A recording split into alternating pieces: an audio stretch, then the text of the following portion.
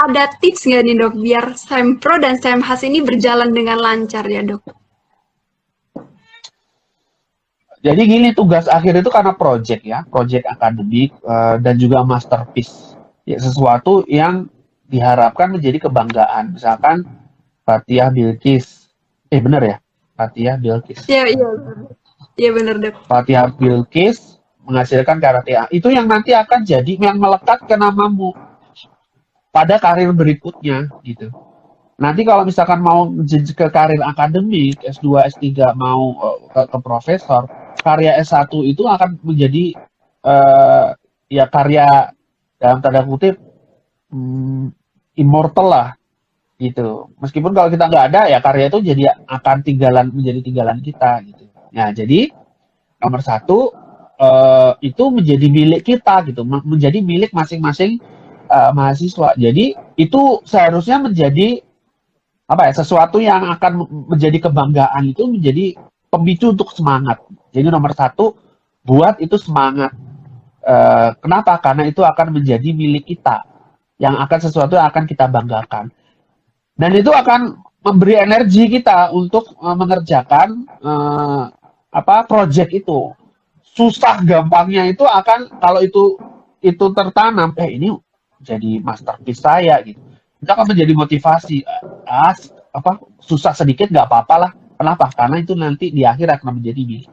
Sama kayak mau dapetin, misalnya ya, mau dapetin cowok atau cewek gitu. Mau meminang lah. Meminang pujaan hati gitu.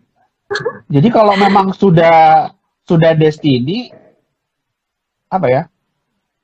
Kalau ada sesuatu yang challenging itu nilainya tuh jadi lebih bagus gitu dibandingkan cuman gitu-gitu aja kita dapat, kok gampang banget gitu.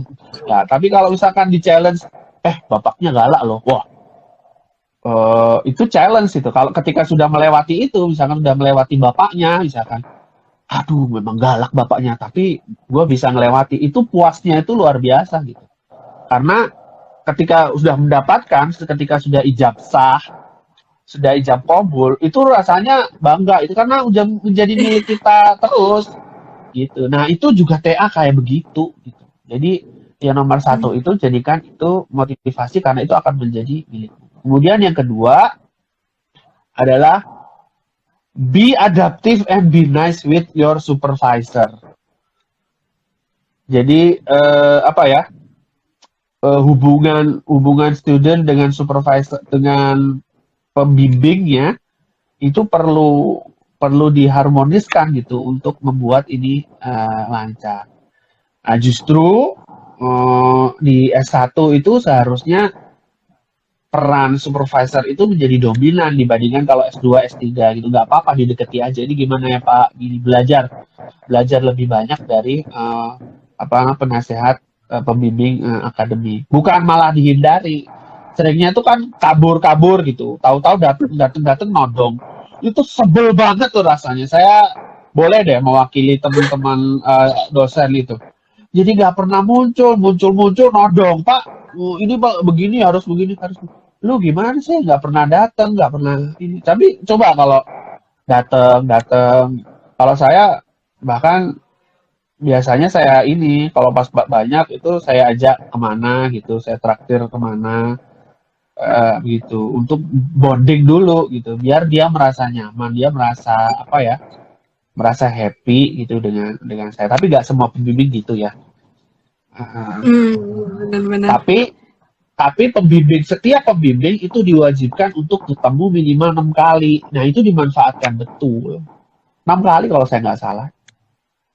Salah 10 kali tanda tangan. Iya dok.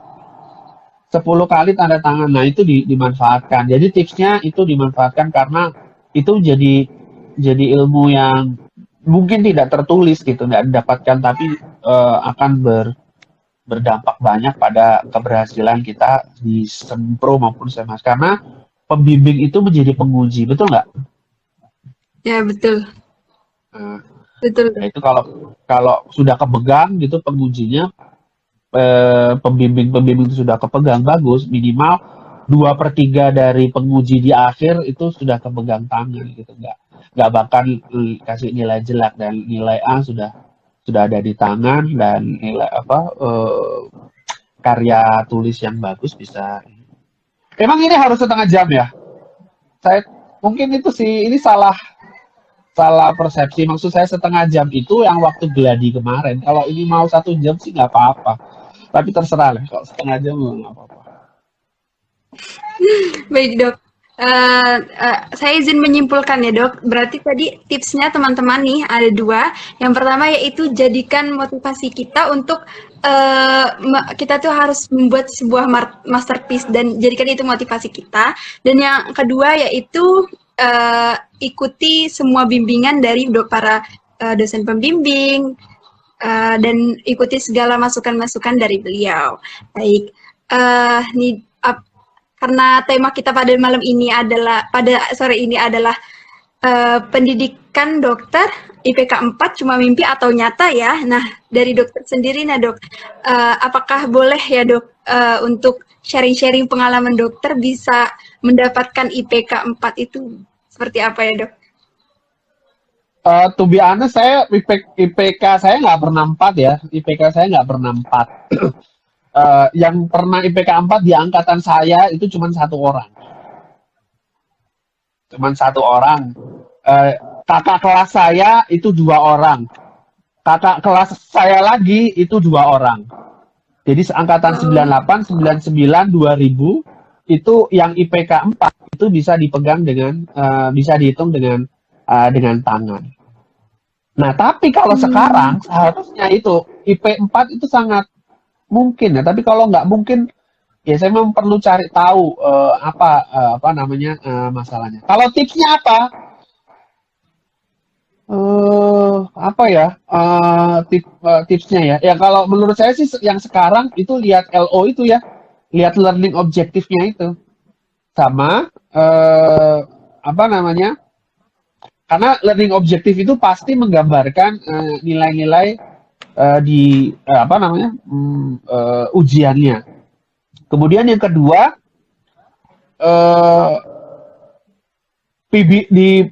kalau PBL itu nilainya nggak pernah jelek ya kalau di PBL.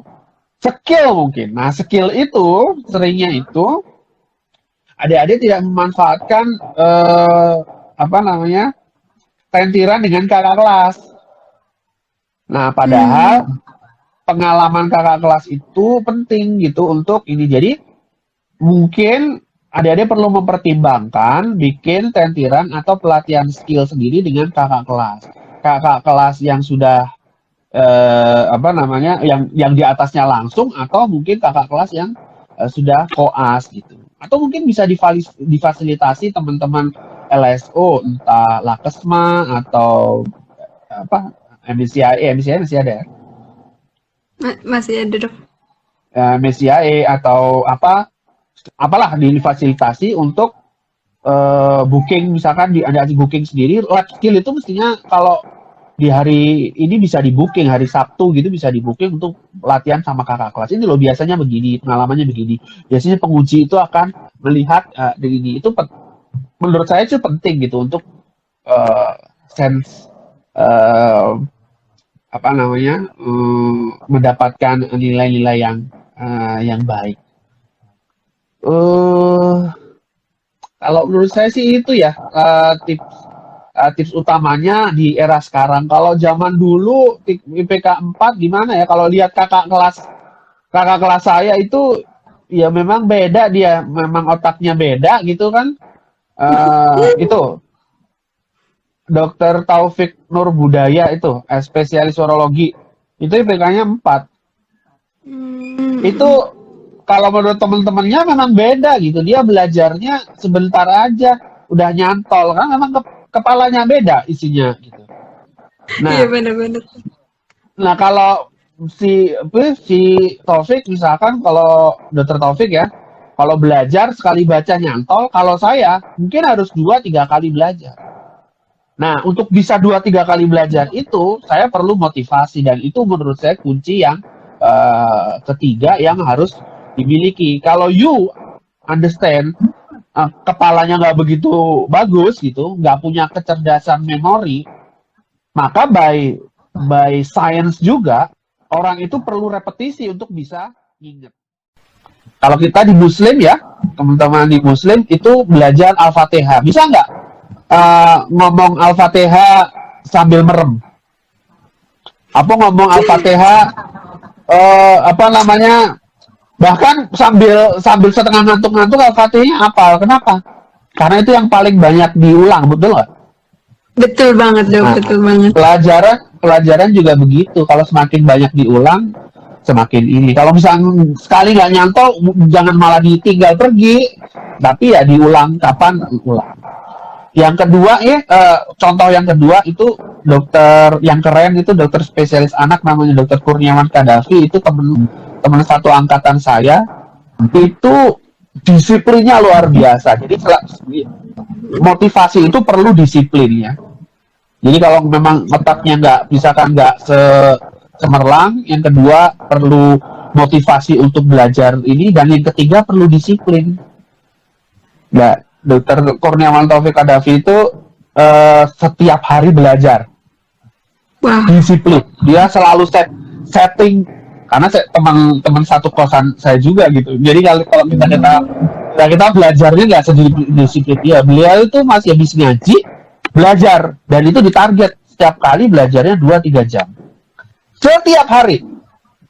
Makanya sekarang tulisannya banyak gitu, karena begitu, karena disiplin itu menjadi role model bagi teman-temannya maupun bagi residen-residennya, rajin disiplin. Dan dia kalau diajak, ayo aku segurung mari gitu ininya. Meskipun IPK-nya juga nggak 4 gitu, tapi ya termasuk yang top rank lah di kelas, termasuk jajaran elit lah di kelas. Tapi elitnya itu dengan disiplin gitu. Kalau saya nggak disiplin gitu, tapi ya nggak jelek-jelek banget lah gitu. Karena lebih banyak ke itu loh, ke BEM, ke LPR diagnostiknya. Jadi kalau dia ini waktunya ini target proposal ke WD3 gitu. Oh, ini waktunya harus begini, harus gitu. Jadi kecampur-campur sama itu gitu kalau saya. Oke, baik dok. Berarti teman-teman nih tadi tipsnya tuh ada 3. Yang pertama yaitu cari motivasi, yang kedua adalah disiplin, dan yang ketiga rajin mengulang. Ya, baik dok. Oke, selanjutnya yaitu sesi tanya jawab nih dok. Nah, dari teman-teman yang sedang menonton, apakah ada pertanyaan? Boleh untuk menuliskan pertanyaannya di kolom komentar ya. Oke, belum ada nih dok sementara. Baik teman-teman, jika ada pertanyaan langsung untuk menuliskan pertanyaannya di komentar.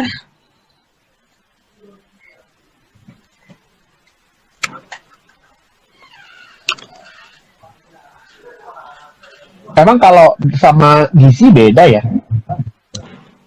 Apanya dok? Apanya dok? KBK-nya di gizi dengan KBK di PD beda ya? Agak berbeda sih dok. Oh, itu ada yang tanya tuh. Oke, sudah ada pertanyaan nih. Oke, baik. Saya izin membacakan ya dok.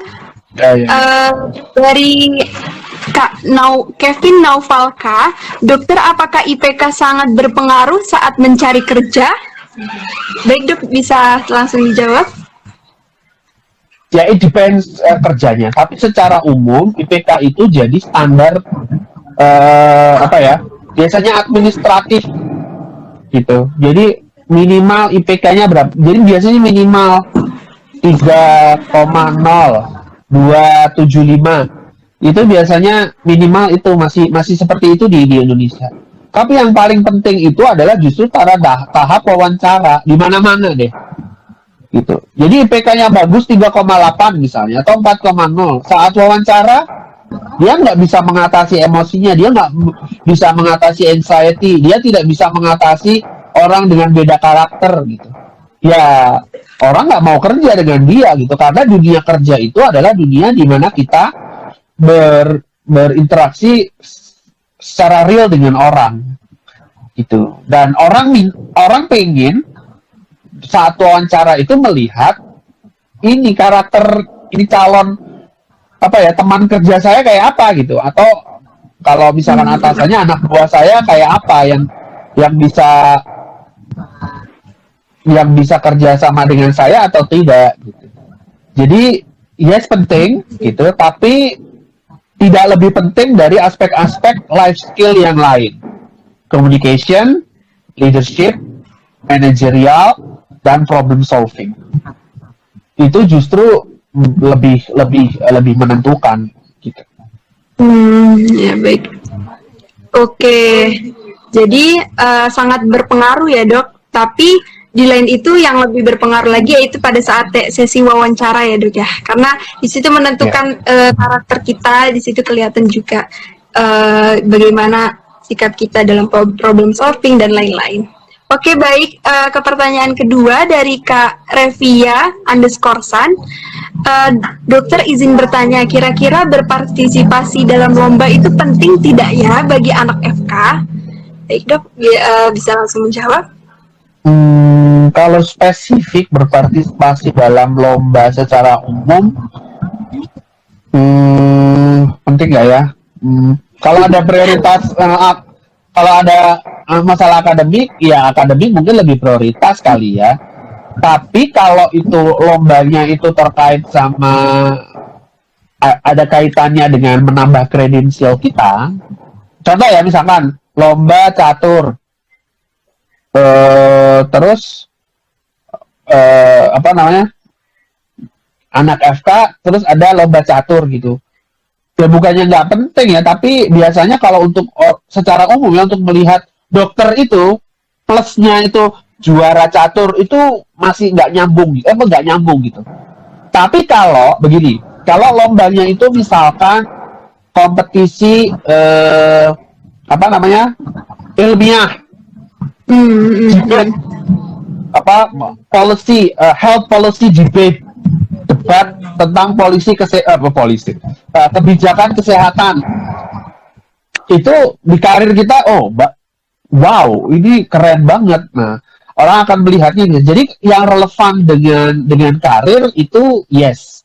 Tapi kalau yang nggak relevan, lomba yang nggak relevan, mungkin akademik bisa Anda pertimbangkan lebih prioritas. Gitu. Mudah-mudahan bisa paham dengan yang saya maksud. Jadi dipilih-pilih lombanya, lomba yang apa gitu. Lombanya yang relevan dengan karir kita atau enggak. Kalau enggak relevan ya nggak usah dulu.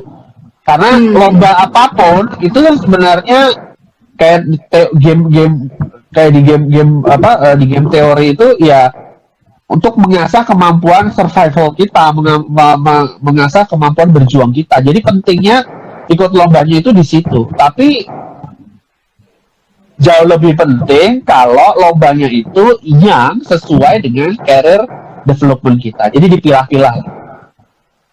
Oke, baik, Dok.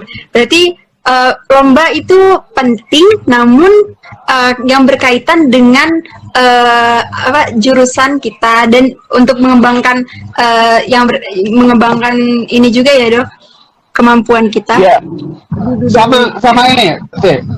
sama ini terutama. Ask yourself, apakah itu passionmu? Jadi selain karirnya, kalau itu passionmu, ya sudah kamu ikuti passionmu karena itu passionmu. Karena banyak definisi kesuksesan lain yang juga kita nggak bisa put it aside gitu. Definisi misalkan ada suaminya Dokter Mayang Sari farmakologi. Sorry Mayang kalau mendengarkan saya mencatat nama suaminya. Itu jadi politikus, jadi pengusaha, kemudian politikus. Kenapa? Karena passionnya di situ. Dia nggak menyelesaikan dokternya. Jadi lulus sarjana kedokteran, sudah dia selesai, ambil manajemen yang lain. Jadi kalau selama sarjana kedokteran itu passionnya itu memang saya nggak mau kok jadi kedokteran. Yang lain saya akan menunjukkan ke orang-orang yang mencintai saya, ke orang tua saya, kalau suaranya nggak kedengaran jelas ya. Kedengaran dok, kedengaran. Oh, itu passion saya di situ, dan saya akan menunjukkan bahwa saya bisa survive dan sukses di situ. With your passion, saya akan lebih cenderung. Jadi kalau lomba itu passionmu dan kamu akan apa ya, die for it ya, ikuti passionmu, itu jauh lebih berharga daripada sekedar mengikuti kegiatan akademik. Kalau itu memang passionmu, fight for it. Oke, baik dok. Berarti tips yang terakhir yaitu kita harus tanyakan kepada diri kita apakah itu passion dari diri kita sendiri ya, dan kita juga bisa mengembangkan passion kita tersebut. Baik, ke pertanyaan selanjutnya ya dok, dari Kak Melati Gusti. Izin bertanya dok, bagaimana perjuangan dokter hingga bisa melanjutkan pendidikan di luar negeri? Aduh, ceritanya panjang, nanti aja dibikin agenda sendiri gitu. Mau kapan nyantai aja, gimana ke luar negeri, nanti ngundang teman-teman yang sudah ke luar negeri. Tapi secara umum, apapun itu, cita-cita itu itu tadi jalannya ada naik, ada turunnya gitu. Tapi kalau itu sudah menjadi passion kita, sudah menjadi tujuan kita, ya aral melintang dilibas aja gitu. Jadi ya panjang ya ceritanya. Jadi termasuk bahasa, terus keluarga, karena saya punya keluarga kan. Terus cari beasiswa. Jadi kalau bisa ngambil positif, bisa ngambil yang challenging gitu. Kalau saya sih lebih cenderung yang positifnya. Kalau kita sudah menentukan tujuan, kita berdoa, minta sama Yang Kuasa, minta sama Allah untuk diberikan kekuatan di sana. Kendala-kendala itu terlihat mudah gitu, terlihat gampang gitu. Meskipun bagi orang lain susah gitu, tapi kita akan dimudahkan untuk ke sana. Jadi jangan khawatir. Jadi kalau kamu sudah tetapkan mau ke sekolah ke luar negeri, dan tentukan nanti jalannya akan mengikuti. Tapi kalau ragu-ragu, kalau maju mundur ya jalan di tempat gitu. Tapi kalau sudah menetapkan, nanti jalannya akan terbuka. Itu aja deh secara singkat. Nanti detailnya saya men-challenge LPM untuk mengadakan lagi topik menarik, bagaimana meniti karir berpendidikan di luar negeri. Itu karir yang menarik. Oke, baik dok. Mungkin ini pertanyaan terakhir ya dok sebelum closing statement, yaitu dari Kak Aidan 03. Dokter, apakah ada kesempatan yang pernah dilewatkan dan bisa disarankan ke kami untuk dilakukan? Silakan dijawab dok.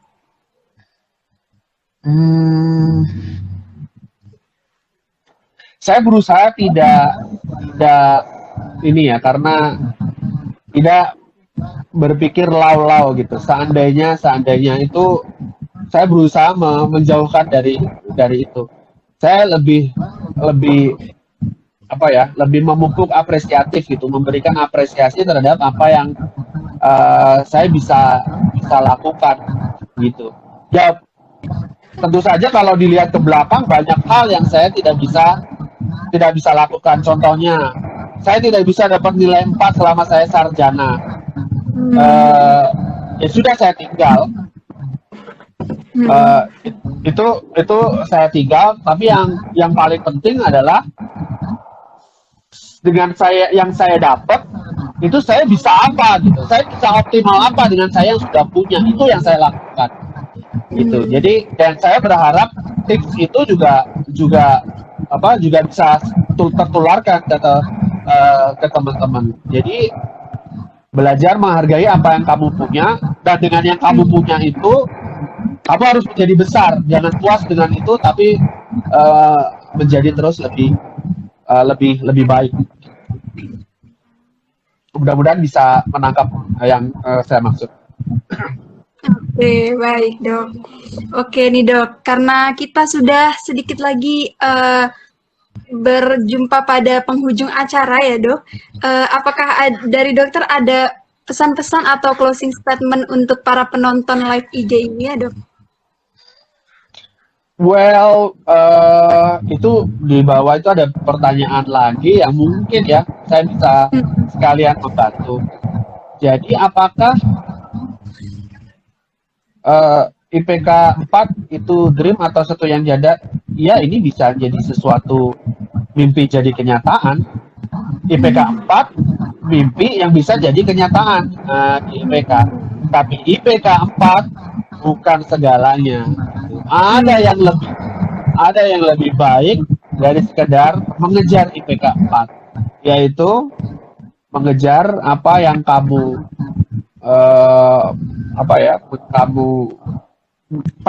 mengejar passionmu dan mengejar kebutuhan untuk self development kamu. Itu menurut saya jauh lebih penting. Kenali diri kamu dan belajar membesarkan diri kamu itu mungkin kesempatan yang perlu diasah selama dalam mahasiswa. Dan siapa tahu IPK 4 itu hanya sekedar salah satu hadiah saja dari proses self development kamu. Oke, baik dok.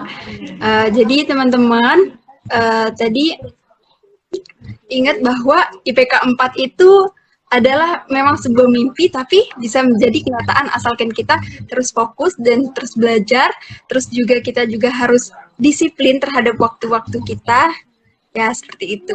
Baik, sebelum saya tutup, saya mau terima kasih banyak kepada Dokter Bekti yang sudah meluangkan waktunya ya dok, pada acara podcast Logika kali ini. Dan saya juga mau terima kasih kepada teman-teman yang udah menonton podcast Logika. Sebelum saya tutup, mungkin saya ingin berpantun sedikit boleh ya dok? Boleh, banyak juga nggak apa-apa. Oke, pantunnya sebentar dok.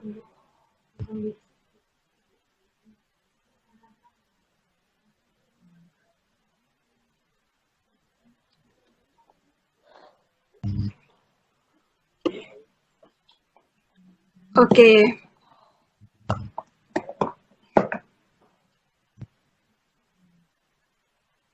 Oke dok. Saya ingin berpantun, maaf ya dok tadi sebentar. Jalan-jalan mencari peniti di dalam jerami. Cakep. Dari malam hingga pagi. Sudah habis waktu kita kali ini. Selamat jumpa di podcast Logika edisi selanjutnya. Terima kasih kepada teman-teman yang sudah menonton. Terima kasih banyak dokter sudah mau diajak berbincang-bincang pada sore hari ini. Terima kasih Bilkis telah moderator acara ini. Oke, baik. Terima kasih banyak juga dok. Sama-sama. See you guys. Semangat ya. Selamat buka puasa. Bagi yang berpuasa.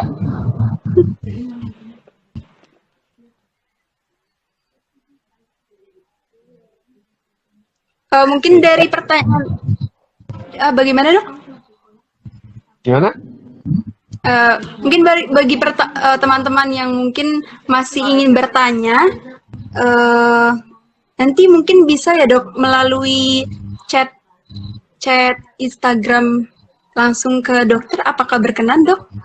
Boleh, monggo. Biar Instagram saya rame. Iya baik dok. Boleh ya untuk teman-teman nanti langsung saja menghubungi Dokter Bekti melalui DM. Terima kasih teman-teman. See you guys. Thanks. Terima kasih dok. For your love.